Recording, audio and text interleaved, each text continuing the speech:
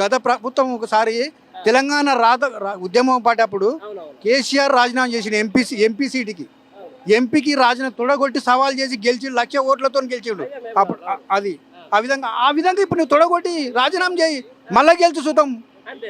మొగోడవు అయితే నువ్వు మళ్ళీ గెలిచి ముఖ్యమంత్రిగా చూద్దాం. ఎమ్మెల్యేగా ముఖ్యమంత్రి కాదు, ఎవరు కాదు, కాడు ఎమ్మెల్యే కూడా కాడు. ఊర్లలోకి పోతే పోలీసు వాళ్ళు లేకుండా ఊళ్ళోకి రమ్మను, ఏ ఊళ్ళోకి ఒక ఊళ్ళోకి రమ్మను, కాన్స్టిట్యూన్సీకి రమ్మను.